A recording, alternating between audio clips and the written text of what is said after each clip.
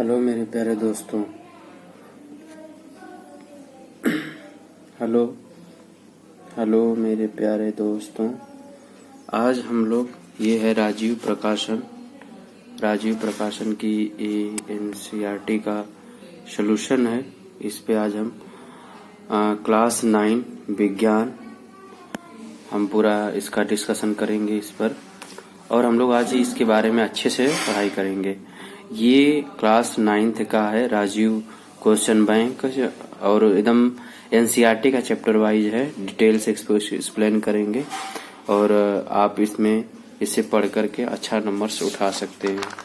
जैसे आप देख रहे हैं कि क्लास इसमें क्या क्या जो है 30% कितने परसेंट 30% कम सिलेबस है जारी किया गया है। जो भी नया सिलेबस आया है, जैसे द्रव्य की प्रकृति, द्रव्य का व्यवहार, द्रव्य प्रकृति एवं व्यवहार पहला पॉइंट है। दूसरा संजीव में संगठन, और तीसरा गति, बल एवं कार्य। ये चौथा यूनिट है पर्यावरण। चौथी यूनिट क्या है? पर्यावरण। और पांचवा है खाद्य उत्पादन। ठीक है, पांचवा क्या है? खाद्य उत्पादन। ठीक है, इतने सारे टॉपिकों से हमें पढ़ना है। पहला है द्रव्य एवं व्यवहार कर मोल संकल्पना, मोल कण द्रव्यमान तथा अगली पॉइंट है परमाणु की संरचना, सामान्य कणों के रासायनिक सूत्र, समस्थानिक तथा संभारिक।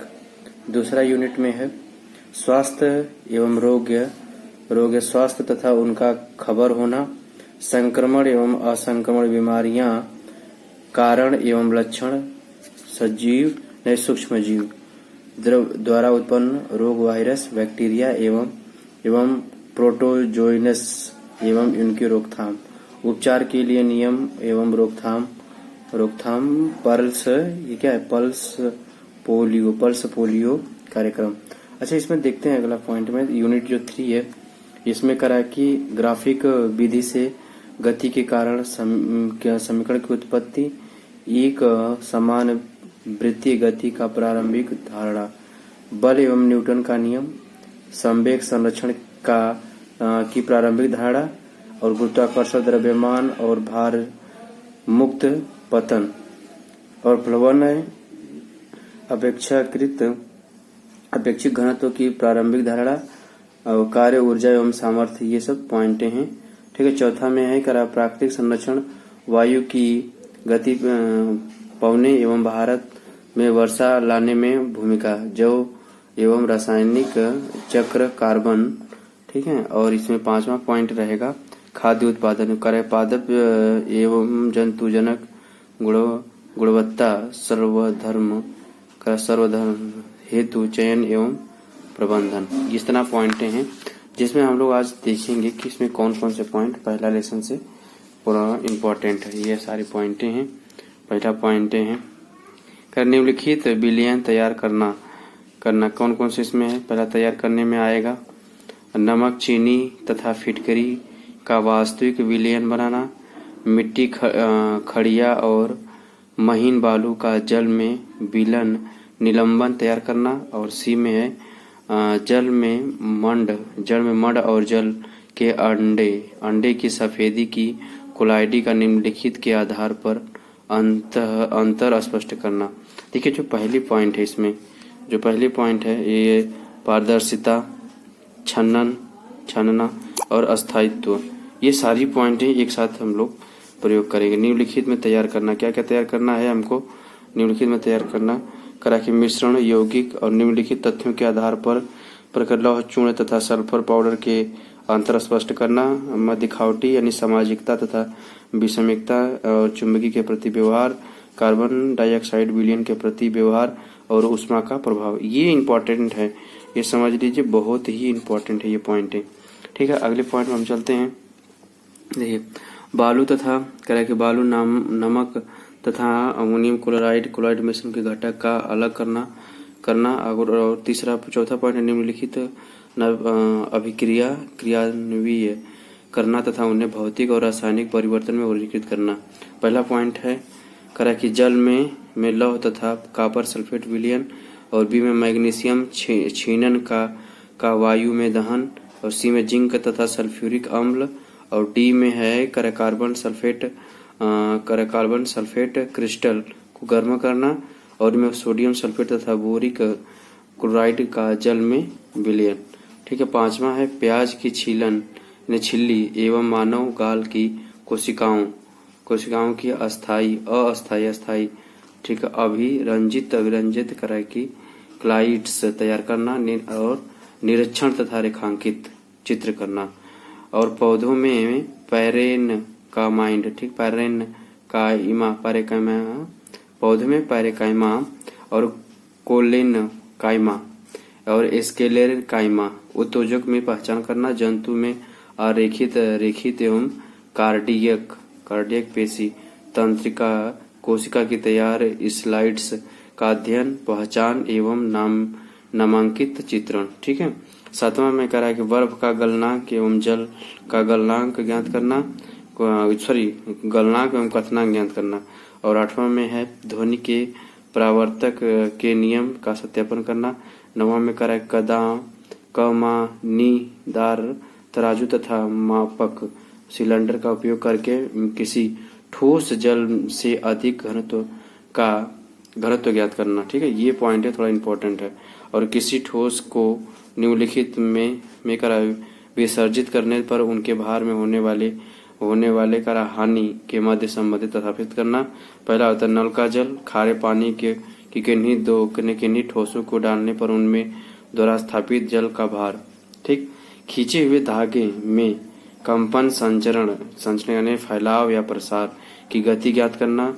बढ़ावा में स्पाइडोराइड्स एगेरिकस मार्क्स फॉर्न पाइनस का नर तथा मादा कोन के साथ तथा आवृत बीजी पौधों के गुणों का अध्ययन करना तथा उनके अंतर्गत आने वाले समूहों के अध्ययन को क्रिस्टलीकरण। ठीक। इतने सारे पॉइंट बहुत ही इंपॉर्टेंट है।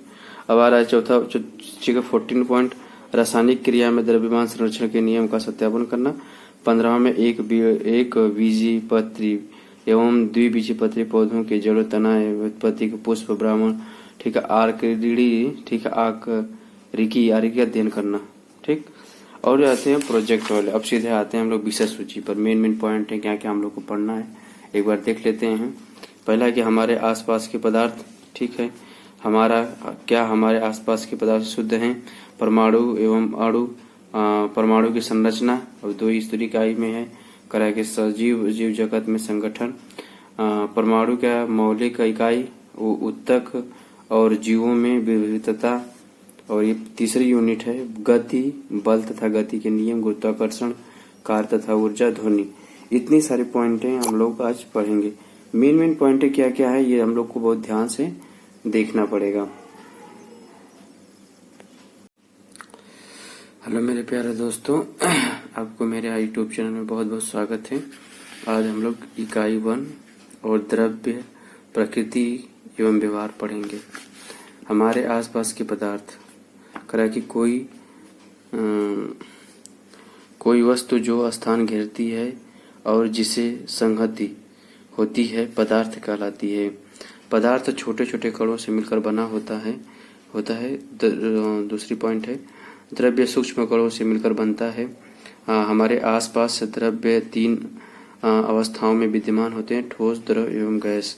गैस पहला होता है ठोस। ठोस पॉइंट क्या कहता है? ठोस वे पदार्थ जिनका आकार निश्चित होता है, कठोर होते हैं और उन्हें संपीड़ित नहीं किया जा सकता और ठोस पदार्थ कहलाते हैं। द्रव्य पदार्थ में क्या होता है? द्रव्य पदार्थ वे होते हैं जिनका आकार निश्चित होता है, आयतन निश्चित होता है, आकार निश्चित नहीं होता है, आयतन निश्चित होता है, वे बह सकते हैं, द्रव्य पदार्थ कहलाते हैं। द्रव्य पदार्थ के कणों में गतिज ऊर्जा ठोसों की अपेक्षा ज्यादा होती है। गैस वे पदार्थ जिनका आकार व आयतन दोनों निश्चित होते हैं, वे और उनके आसानी से संपीड़ित किया जा सकता है, गैसीय अवस्था कहलाती है। ठोस के कणों में आकर्षण बल तथा उनके अधिक, गैस के कणों में सबसे कम व द्रव्य के कणों में इन दोनों के मध्यवर्ती होता है। ठोस कणों में कणों में ठोसों के निहित करने वाले कणों के बीच एक रिक्त स्थान और गतिज ऊर्जा न्यूनतम गैसों के लिए यह अधिकतम किंतु द्रव्य के लिए मध्यवर्ती है। पदार्थ की अवस्थाएं अंतः परिवर्तित होती हैं। पदार्थ की अवस्थाओं में परिवर्तन ताप और दाब में परिवर्तन में किया जा सकता है। ठीक है, किया जा सकता है। क्या देखा, उद्यपातन प्रक्रम में ठोस पदार्थ उद्यपातन प्रक्रम में ठोस पदार्थों में परिवर्तन हुए बिना सीधे गैसीय अवस्था आ जाती है और गैसीय अवस्था में सीधे ठोस पदार्थ आ जाते हैं। क्वथनांक वह प्रक्रिया है जिसके कारण द्रव्य अवस्था में वाष्प अवस्था में परिवर्तित हो जाती हैं। द्रवणांक क्वथनांक वह तापमान जिस पर कोई ठोस द्रव्य में परिवर्तित हो जाता है उसका क्वथनांक कहलाता है। वाष्प एवं वाष्पीकरण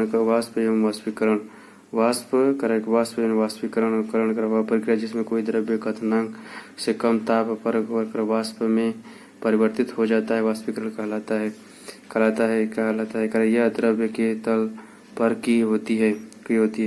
11वां पॉइंट, वाष्पीकरण का ठंडक उत्पन्न होता है। 12वां में वाष्पीकरण की गुप्त ऊष्मा 1 kg द्रव्य को बिना तापमान में परिवर्तित किए गैस में परिवर्तन करने के लिए आवश्यक ऊष्मा की मात्रा को वाष्प की गुप्त ऊष्मा कहते हैं। 13वां में संलग्नन किसी ठोस पदार्थ का द्रव्य अवस्था में परिवर्तित होना या पिघलने की प्रक्रिया द्रवण इन्हें संलग्नन कहलाती है। संलग्नन की गुप्त ऊष्मा की वह मात्रा है जो 1 kg ठोस की वायुमंडलीय दाब पर ठोस को उसके गलन बिंदु पर लाने के लिए प्रयोग होती है। अगला पॉइंट है, ये सारे आप लोग कर सकते हैं। मैं बस क्वेश्चन को एक बार रिवाइज करा दे रहा हूँ। कणों के बीच कम से कम आकर्षण बल है। ठीक है, इसमें 4 ऑप्शन दिए हुए हैं। किसी ठोस को सीधा गैसीय अवस्था में बदलना कहलाता है। ठीक है,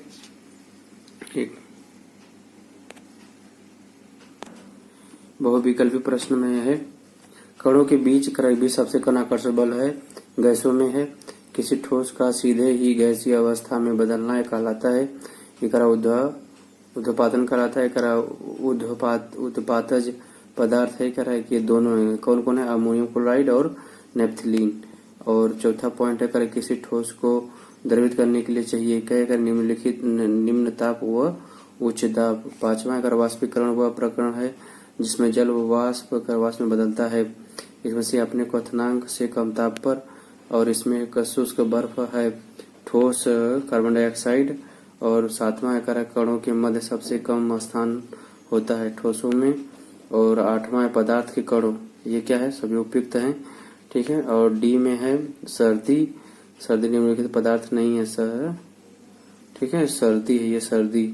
फिर इसके बाद में 10वां तरल पदार्थ कहलाते हैं।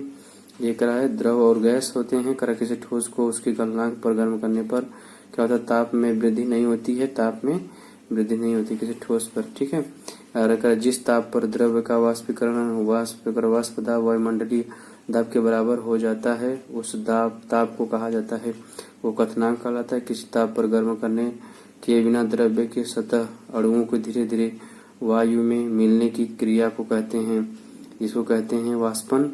और 14 पॉइंट है, जमने की प्रक्रिया में अंतराणविक अवकाश कम होता है। और 15 में उद्यपातन द्वारा शुद्ध किया जाता है 9 सादर। क्या शुद्ध किया जाता है? 9 सादर। अभी रहा, यह आप इससे मिला सकते हैं, ये उत्तर है और इसका आंसर है। अति लघुत्तरीय प्रश्न में है, ये है निम्न में से पदार्थ छोटे छांटो। कौन से है? कुर्सी वायु, स्नेह गंध, घृणा बादाम, विचार शीतल और पेय इत्र इत्यादि सुगंध करे। इसमें से पदार्थ निम्नलिखित है। कुर्सी है, वायु, बादाम तथा शीतल पेय पदार्थ हैं। यह सभी स्थान घेरती हैं तथा इन्हीं सभी का द्रव्यमान होता है। ठीक है, दूसरा में कह रहा है कि स्विमिंग पूल में गोताखोर पानी काट पाता है। इससे पदार्थ का कौन सा गुण प्रक्षेण होता है? तो इसमें करा स्विमिंग पूल में गोताखोर पानी काट पाता है क्योंकि जल के कणों के मध्य आकर्षण बल होता है जो कणों को साथ साथ रखता है। ठीक है। अब तीसरा पॉइंट है, निम्नलिखित ताप पर जल की भौतिक अवस्था क्या होगी। इसका होगा उत्तर क्या होगा, 2500 डिग्री सेल्सियस ताप पर जल गैसीय अवस्था में बदल जाएगी। फिर बी में करा कि 100 डिग्री सेल्सियस का ताप पर जल द्रव्य तथा गैसीय अवस्था में बदल जाएगा। चौथा, निम्नलिखित पदार्थों को उनके कणों के बीच बढ़ते हुए आकर्षण के अनुसार व्यवस्थित करें। पहला होगा जल, चीनी और ऑक्सीजन। इसमें कर ऑक्सीजन पहला, फिर ग्रेटर साइन है जल और ग्रेटर चीनी। और इसमें अगली पॉइंट है कि अगला पॉइंट में क्या है कि पदार्थ के कणों के आकार के विषय में आप क्या समझते हैं। पदार्थ के कणों के आकार उत्पन्न अत्यंत सूक्ष्म है। फिर दोनों पदार्थों के नाम निम्नलिखित उद्घाटन करते हैं। Ammonium chloride, Kapoor. ठीक है। फिर दोनों पदार्थों के नाम बताए जिन्हें घेरों तथा अस्पतालों में संपीड़ित रूप में अपरिवर्तित आपूर्ति की जाती है। एलपीजी तथा ऑक्सीजन। आठवां में केल्विन पैमाने पर जल का क्वथनांक तथा हिमांक होता है। क्वथनांक 373 यानी 373 केल्विन तथा हिमांक 273 केल्विन। निम्नलिखित में से कौन से पदार्थों का निश्चित आयतन है लेकिन निश्चित आयतन नहीं। ठीक है। कि ऑक्सीजन, शर्करा, क्रिस्टल, लकड़ी, जल, वायु। जल, इसमें क्या है, जल का सही है। निम्नलिखित में से कौन से पदार्थों का आकार व आयतन निश्चित नहीं है। इसमें ऑक्सीजन, शर्करा, क्रिस्टल, लकड़ी, जल, वायु। इसमें ऑक्सीजन तथा वायु। 11 क्वेश्चन नंबर है, प्राचीन भारतीय दार्शनिकों के अनुसार पंचतत्व कौन से हैं। प्राचीन भारतीय दार्शनिकों के अनुसार पंचतत्व यानी पृथ्वी, जल, अग्नि और वायु। पृथ्वी, वायु, अग्नि, जल और आकाश। तरल क्या है, दो उदाहरण दीजिए। तरल है कि तरल कोई पदार्थ जो बह सकती है और अपना आकार बदल सकती है, तरल कहलाती है, जैसे द्रव्य तथा गैस। 13 का जल में घुली है ऑक्सीजन एवं ऑक्सीजन का एक उपयोग लिखिए। कह रहा है कि जलीय जीव जल में घुली ऑक्सीजन का उपयोग श्वसन के लिए करते हैं। 14 पॉइंट है, लास्ट है कि ठोस द्रव गैसीय में किसकी संपीड़ितता सबसे अधिक और किसकी सबसे कम है। गैसों की संपीड़ितता सबसे अधिक और ठोसों की सबसे कम। 15 ठोस द्रव और गैस दृढ़ता के घटते क्रम में व्यवस्थित कीजिए। ठोस द्रव तथा गैस, ये पॉइंट बहुत इंपॉर्टेंट है। ये पॉइंट बहुत ही लघु उत्तरी में है, लघु उत्तरीय प्रश्न में है। कि पसीना आने पर हमें पंखे के पास बैठने पर ठंडा क्यों अनुभव होता है। पसीने के वाष्पन के लिए कि उष्मा से ली जाती है। उष्मा शरीर से ली जाती है। पंखे में बैठने से वाष्पन की दर बढ़ जाती है और हमें ठंडक लगने लगती है, ठंडक अनुभव होती है। अगला पॉइंट है, आर्द्रता से आप क्या समझते हैं। आर्द्रता क्या है। वायु के प्रति घन मीटर में उपस्थित जलवाष्प की मात्रा आर्द्रता कहलाती है। और इसमें प्रश्न नंबर 3 है, ऊर्ध्वपातन की परिभाषा दीजिए। किसी पदार्थ का ठोस अवस्था में सीधा गैसीय अवस्था में बदलना ऊर्ध्वपातन कहलाता है। किन्हीं 2 ऊर्ध्वपातन पदार्थों के नाम लिखिए। कपूर, अमोनियम क्लोराइड का नेपथलीन एवं शुष्क बर्फ। 5वां उन कारकों को लिखिए जो किसी गैस को द्रवित करने में सहायक हैं। उच्च दाब और निम्न ताप 2 ऐसे पदार्थ हैं जो किसी गैस को द्रवित करने में सहायक हैं।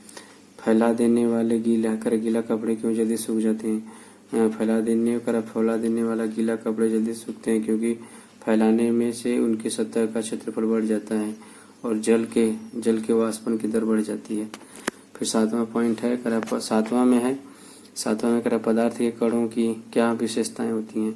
पदार्थ के कणों की विशेषताएं पदार्थ के कणों के मध्य एक आकर्षण बल उपस्थित होता है।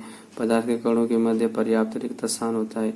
पदार्थ के कणों के निरंतर गतिशील होते हैं। और चौथा है, पदार्थ के तीन रूप ठोस, द्रव और गैस हैं।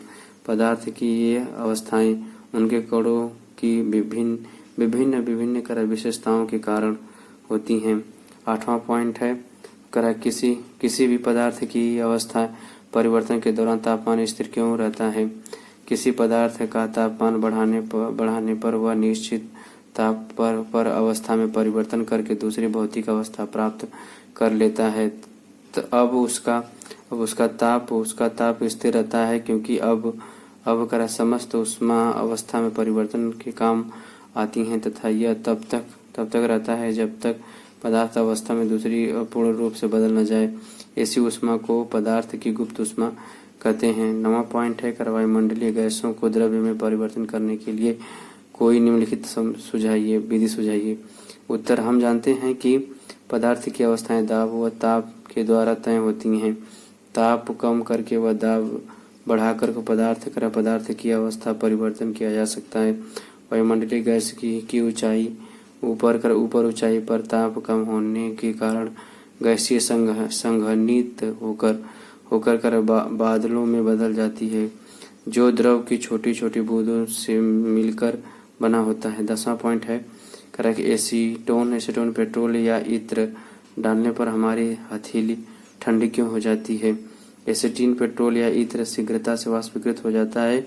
जब इन पदार्थों की हथेली पर डाला जाता है तो यह हथेली में ऊर्जा प्राप्त कर लेता है तथा वाष्पीकृत हो जाता है। ऊर्जा ताप के बाष्प से हमारी हथेली ठंडी हो जाती है। क्वेश्चन नंबर 11 है, कप की अपेक्षा प्लेट को हम गर्म दूध या चाय जल्दी क्यों पी लेते हैं?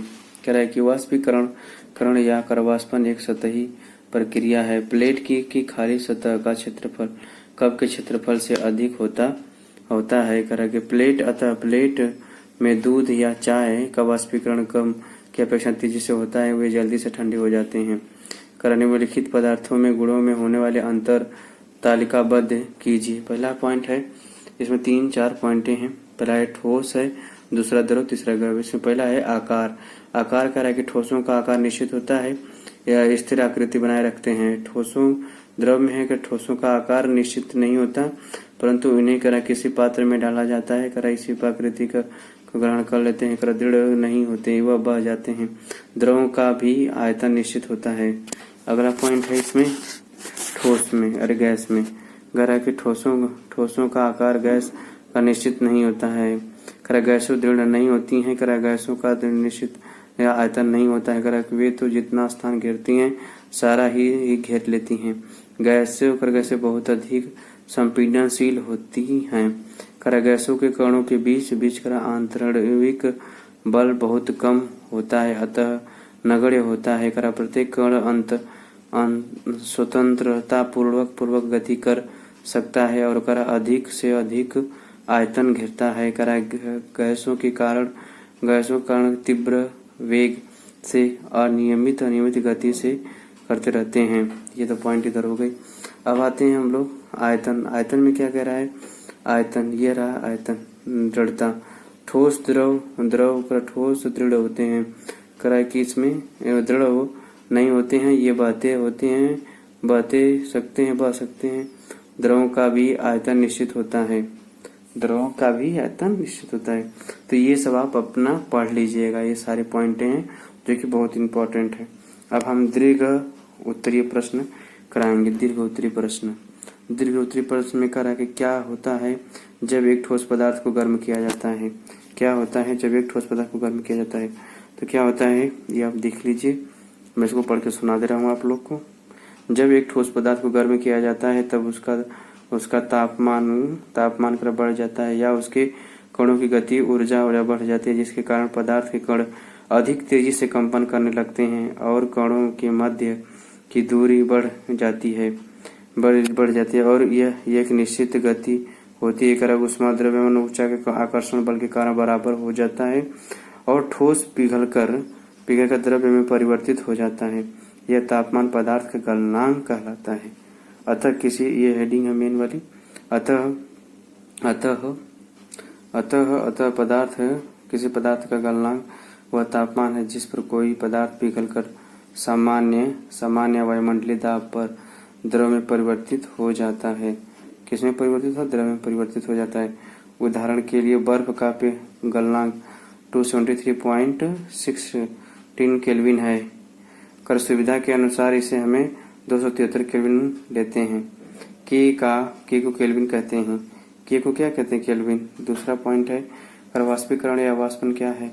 इन कारकों का उल्लेख किए जिनके वाष्पीकरण की दर निर्भर करती है। वाष्पीकरण या वाष्पन वह प्रक्रिया है। ठीक है, वाष्पीकरण या वह प्रक्रिया है। कौन सी प्रक्रिया है? वह प्रक्रिया है जिसके द्वारा कोई ठोस अपने क्वथनांक से भी कम ताप पर वाष्प में परिवर्तित हो जाता है। वायुमंडल में ऊष्मा लेकर द्रव्य की खुली सतह के कारण वाष्प में बदल जाते हैं। वाष्पीकरण की दर निम्नलिखित कारकों पर निर्भर करती है। पहला है द्रव की खाली सतह। द्रव के छोटे या कम खुली सतह वाले बर्तन में होने पर वाष्पन की दर कम और चौथे या अधिक खुली सतह वाले बर्तन में अधिक होती है। दूसरी पॉइंट क्या कह रहा है? दूसरी पॉइंट है तरह कि वायु का तापमान वायुमंडलीय का तापमान अधिक होने पर वाष्पीकरण की दर अधिक होती है, बढ़ती है। सेकंड में वायुमंडलीय में उपस्थित आर्द्रता। ये क्या है? वायुमंडलीय में उपस्थित आर्द्रता या नमी कम होने पर वाष्पीकरण की दर अधिक और अधिक होने पर कम होती है। चौथा है वायु की गति में वृद्धि। जब वायु की गति बढ़ जाती है तो जलवाष्प तेजी से दूर ले जाती हैं, जिससे आसपास के स्थान जलवाष्प की मात्रा कम हो जाती है और वाष्पन की दर बढ़ जाती है। यह सामान्य अनुभव की बात है कि तेज वायु में अच्छे तरह के कपड़े जल्दी सूख जाते हैं। अभी यूनिट है। यूनिट में ये पॉइंट हैं जैसा केल्विन के होता है, मीटर का एम होता है, किलोग्राम केजी होता है, न्यूटन का एन होता है और मीटर का होता है एम क्यू। मीटर का होता है घन मीटर का होता है एम क्यू। किलो प्रति मीटर का क्या हो जाएगा? ये केजी मीटर क्यूब। पास्कल का होता है पीए। अब आइए चौथा क्वेश्चन है। ये चौथा क्वेश्चन है, आप देख लीजिए, इसको कर लीजिएगा, होमवर्क में रहेगा। और ये पांचवा क्वेश्चन है, ये भी होमवर्क में रहेगा। छठा क्वेश्चन देख लीजिए, ये भी होमवर्क में रहेगा। ठीक है, और इस तरीके से हम जो है सातवां क्वेश्चन है और ये आठवां क्वेश्चन है। सातवां, आठवां, इस तरीके सारे क्वेश्चन है जो कि मैं आप लोग को दिखा दे रहा हूँ। ये 9वां क्वेश्चन है जिसमें कि बहुत इंपॉर्टेंट पॉइंट है। 9वां क्वेश्चन में 9 क्वेश्चन देख लीजिए, आप एक बार करने की कोशिश करिएगा। यहाँ पे है, ठीक है। इस तरीके से ये पहला लेसन खत्म होता है। हमारे चैनल को सब्सक्राइब करिए और अपना प्यार बनाए रखिए। इस तरीके से ये लेसन एकदम खत्म है। पहला लेसन खत्म हमने कर दिया है। एक बार आप चाहें तो अच्छे से पढ़ सकते हैं। वीडियो को पॉज करिए, अच्छे से पढ़िए और पढ़ने के बाद ही इन क्वेश्चनों को करिए। मैं एकदम अच्छे से आप लोग को दिखा दे रहा हूँ ताकि आप लोग इसको वीडियो को अच्छे से पढ़ लें, इसका नोट्स बना लें। हालांकि नोट्स फॉर्म में ही इसमें लिखा गया है। अच्छे से अगर आप खाली भर लें, अच्छे से आप पढ़ लें तो सारा क्वेश्चन आराम से कर लेंगे। और ज़्यादा से ज़्यादा लोगों के पास शेयर करिए ताकि ये वीडियो का जो है अच्छे से सबको नॉलेज हो जाए, पेपर अच्छे से पास हो जाए। और ये गुप्त ऊष्मा का जिसका चैप्टर था ये हम लोग अच्छे से पढ़ लिए हैं। ठीक है, अगला पॉइंट हम लोग लेसन कल स्टार्ट करेंगे और इसके बारे में कल पढ़ेंगे। ठीक है, आप लोग एक बार देख लीजिएगा, पूरा जो है अच्छे से पढ़ लीजिएगा। ठीक है, बस thank you, most welcome. YouTube पे चैनल को सब्सक्राइब करें और हमें अपना प्रेम बनाए रखें। Thank you.